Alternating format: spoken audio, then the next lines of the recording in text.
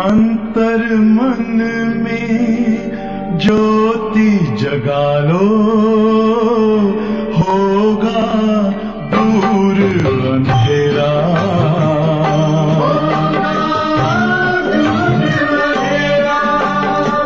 शिव का कर लो ध्यान, आ रहा पावन पुण्य सवेरा।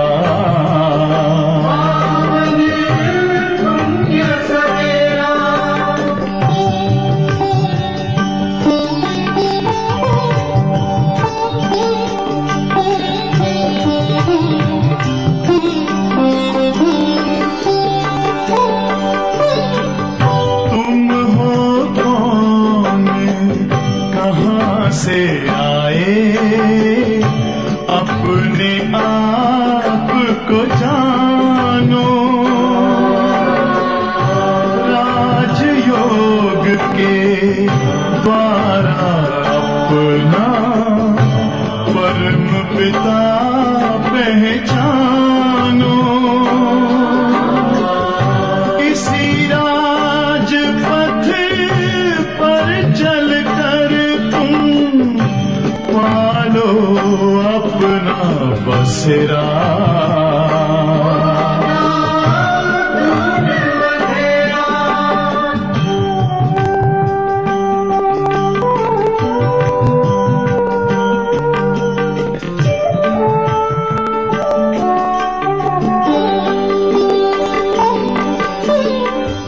तुम हो आत्मा तन से न्यारे, परमात्मा को प्यारे। दिव्य गुणों को धारण करके योगी बनो दुलारे। ज्योति बिंदु ही तोड़ेगा ये माया मोह का घेरा।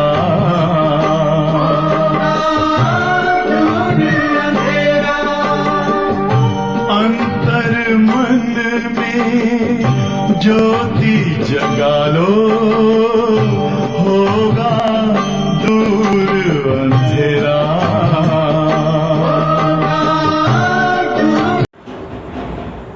ओम शांति।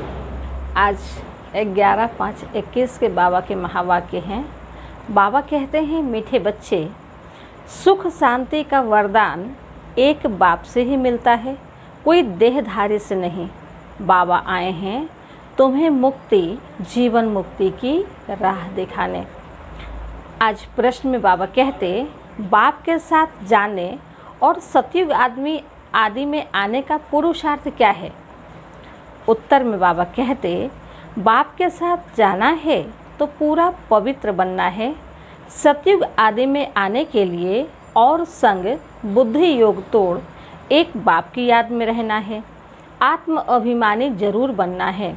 एक बाप की मत पर चलेंगे तो ऊंच पद का अधिकार मिल जाएगा। गीत बजा है, नयनहीन को राह दिखाओ प्रभु जी। ओम शांति। यह गीत किसने गाया? बच्चों ने, क्योंकि बाप तो एक ही है, उसको ही रचयिता कहा जाता है। रचना रचयिता को पुकारती है। बाबा ने समझाया है, भक्ति मार्ग में तो तुमको दो बाप है। बाबा ने समझाया है, भक्ति मार्ग में तो तुमको दो बाप है, एक लौकिक, दूसरा पारलौकिक। तो बाबा कहते, एक लौकिक, दूसरा है पारलौकिक। सभी आत्माओं का बाप एक ही है। एक बाप होने से बाबा कहते, शरीर के बाप सबके अलग अलग हैं, शरीर के पिता सबके अलग अलग हैं, पर आत्मा के पिता तो सभी के एक हैं। बाबा कहते कि एक बाप होने से सभी आत्माएं अपने को ब्रदर्स कहते हैं।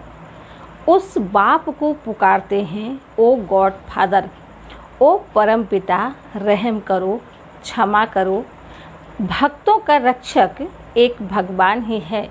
पहले पहले तो यह समझाना चाहिए कि हमको दो बाप है। एक पारलौकिक बाप तो सभी का एक है, बाकी लौकिक बाप हर एक का अलग अलग है। बाबा कहते, अब लौकिक बाप बड़ा व पारलौकिक बाप बड़ा। लौकिक बाप को तो कभी भगवान व परमपिता नहीं कहेंगे। आत्मा का बाप एक ही परमपिता परमात्मा है। आत्मा का नाम कभी बदलता नहीं है, वो हमेशा एक ही होता है, आत्मा।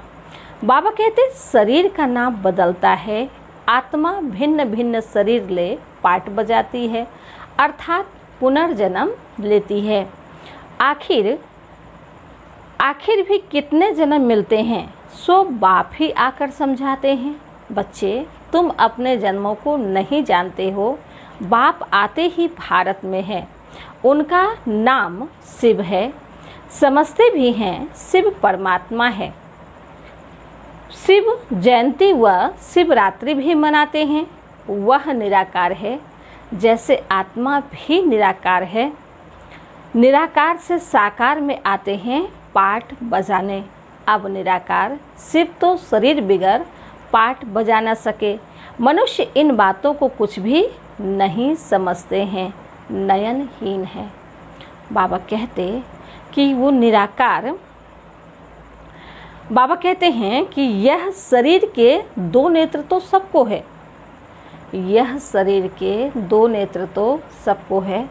तीसरा ज्ञान का नेत्र आत्मा को नहीं है, जिसको दिव्य चक्षु भी कहते हैं।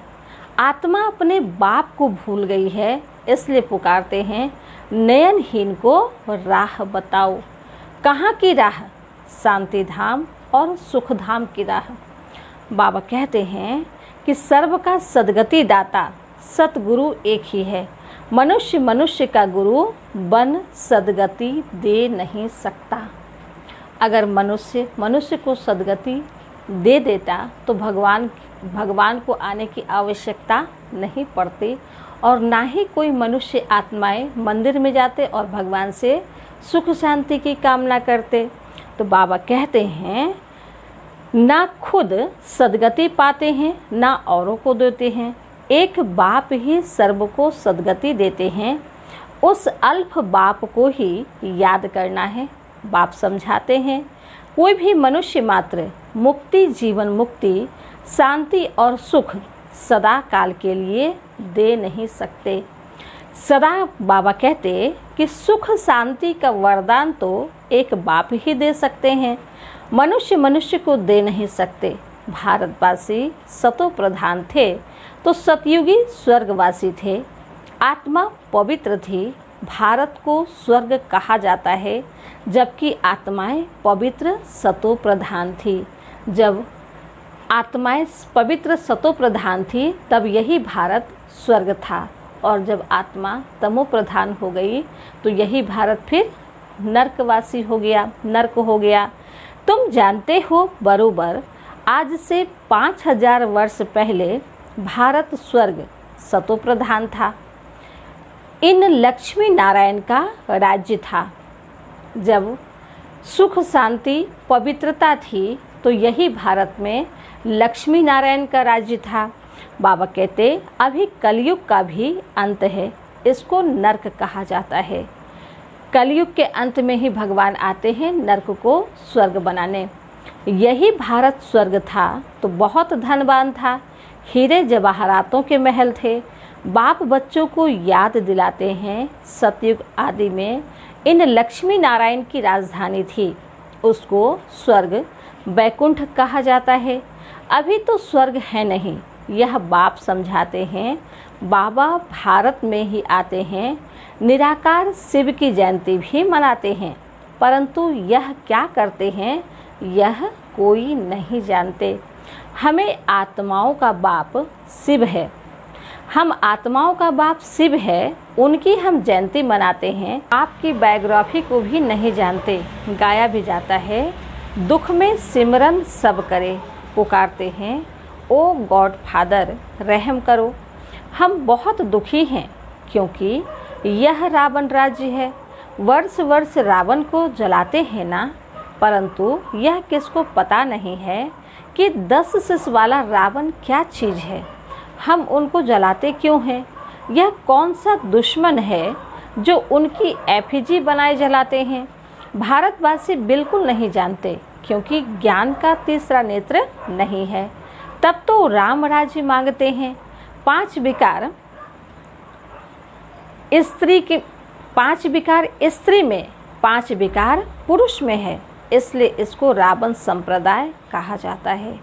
यह रावण 5 विकार ही बड़े से बड़ा दुश्मन है, जिसको एफिजी बनाए जलाते हैं। मनुष्य आत्माएं नहीं समझने के कारण रावण की एफिजी बनाए जलाते हैं, लेकिन वास्तव में 5 विकार स्त्री के, 5 विकार पुरुष के हैं, इसलिए रावण को 10 शिष्य दिखाया। वास्तव में रावण कोई चीज़ होती नहीं। भारतवासियों को यह पता नहीं पड़ता कि रावण है कौन, जिसको जलाते हैं। यह रावण राज्य कब से शुरू हुआ यह भी किसको पता नहीं है। बाप समझाते हैं राम राज्य सतयुग त्रेता, रावण राज्य द्वापर कलयुग। बाबा कहते हैं सतयुग में इन लक्ष्मी नारायण का राज्य था। इन्हों को यह राज्य कहाँ से कैसे मिला यह कोई नहीं जानते। यह समझने की बातें हैं, हमें अटेंशन देना पड़ता है। मोस्ट बिलवेट बाप है, तब तो उनको भक्ति मार्ग में भी पुकारते हैं। भारत में जब इन्हों का लक्ष्मी नारायण का राज्य था तो दुख का नाम निशान नहीं था। अभी दुख धाम है। कितने अनेक धर्म हैं। सतयुग में एक धर्म था। इतनी सब आत्माएं कहाँ चली जाएगी किसको पता नहीं है, क्योंकि नयनहीन है। शास्त्रों से ज्ञान का तीसरा नेत्र किसको नहीं मिलता है। ज्ञान नेत्र, ज्ञान सागर परम पिता परमात्मा ही आकर देते हैं। आत्मा को तीसरा नेत्र मिलता है। आत्मा भूल गई कि हमने कितने जन्म लिए हैं। सतयुग में जो देवी देवताओं का राज्य था वह कहाँ गया। गाते भी हैं मनुष्य 84 जन्म लेते हैं, 84 का चक्र कहते हैं, परंतु कौन सी आत्मा 84 जन्म लेती है जो पहले भारत में आती है। वह थे देवी देवता। बाबा कहते कौन सी आत्मा 84 जन्म लेती है, वह आत्मा लेती है जो पहले पहले भारत में आते हैं। बाबा कहते हैं फिर 84 जन्म भोग अंत में पतित बन जाते हैं। गाते भी हैं हे पतित पावन, तो सिद्ध करते हैं हम पतित हैं, इसलिए पुकारते हैं हे पतित पावन। हमें पावन बनाने आओ। तो हम बच्चों के बुलाने पर भगवान हम बच्चों को पावन बनाने आ गए हैं। जो खुद ही पतित है वह फिर औरों को पावन कैसे बनाएंगे। बाबा कहते कि अभी हम सुख शांति के लिए बहुतों के पास जाते हैं, जैसे ऋषि मुनि आदि, तो बाबा कहते हैं वो सब भी तो पतित है ना, तो वो हमें पावन कैसे बना सकते हैं। बाप समझाते हैं आधा कल्प भक्ति मार्ग में रावण राज्य 5 विकार होने कारण भारत ने इतना दुख को पाया है। 84 जन्म तो लेते ही हैं, उनका भी हिसाब समझाना चाहिए। पहले सतयुग में है सतो प्रधान, फिर त्रेता में है सतो, आत्मा में खाद पड़ती है। बाप आते ही भारत में है शिव जयंती है ना। जब बाबा भारत में आते हैं तब शिव जयंती मनाते हैं। बाबा कहते और सभी आत्माएं तो गर्भ में जन्म लेती है। बाप कहते हैं मैं साधारण बूढ़े तन में प्रवेश करता हूँ, और सभी आत्माएं गर्भ में जन्म लेती है, गर्भ से जन्म लेती है, लेकिन शिव बाबा अवतरित होते हैं एक बूढ़े तन में। बाबा कहते हैं जिसका यह बहुत जन्मों के अंत का जन्म है, यह समझानी कोई एक को नहीं दी जाती। यह गीता पाठशाला है। मनुष्य को देवता बनाने के लिए यह राजयोग सिखाया जाता है। तुम यहाँ आए हो स्वर्ग की बादशाही प्राप्त करने, जो बाप ही दे सकते हैं। गीता पढ़ने से कोई राजा बनते नहीं हैं और ही रंक बनते जाते हैं। बाप गीता का ज्ञान सुनाए राजा बनाते हैं। अभी बाबा सच्ची सच्ची गीता सुना रहे हैं और फिर राजा बना रहे हैं। औरों द्वारा गीता सुनने से रंक बन गए हैं।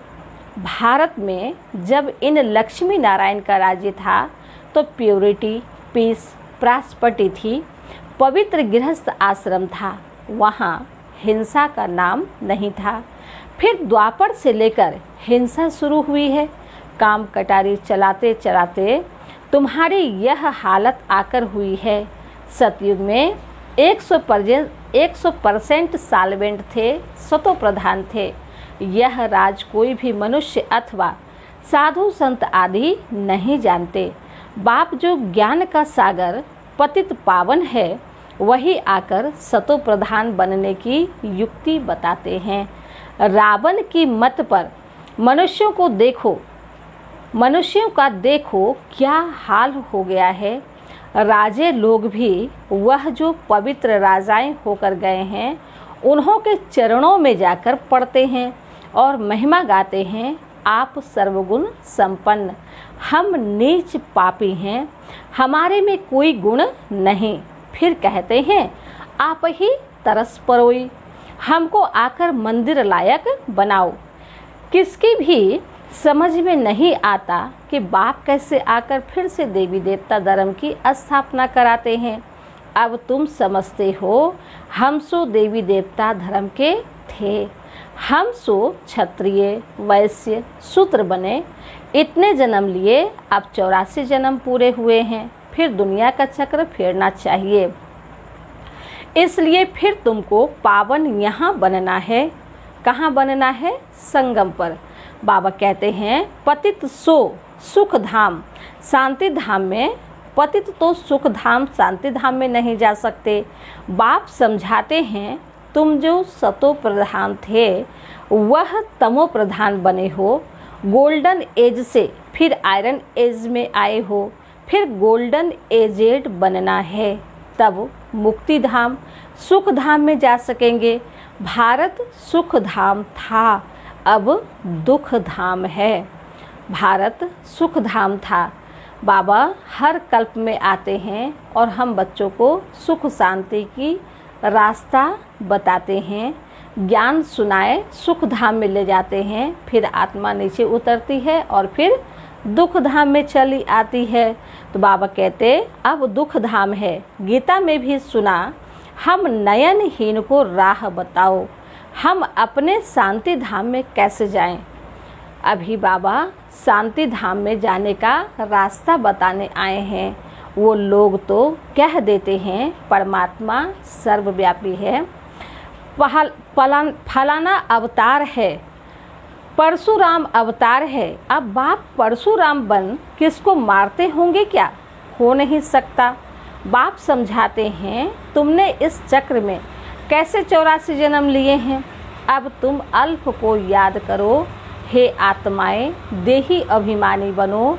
देही अभिमानी बन तुम बिल्कुल ही दुखी, कंगाल, नरकवासी बन पड़े हो। अगर स्वर्गवासी बनना है तो आत्म अभिमानी जरूर बनना है। आत्मा ही एक शरीर छोड़ दूसरा लेती है। अब 84 जन्म पूरे हुए हैं, फिर सतयुग आदि में जाना है। अब मुझे याद करो और संग बुद्धि योग तोड़ो। रहो भल गृहस्थ व्यवहार में, अपने को आत्मा निश्चय करो। आत्मा एक शरीर छोड़ दूसरा लेती है। अब देही अभिमानी बनना है।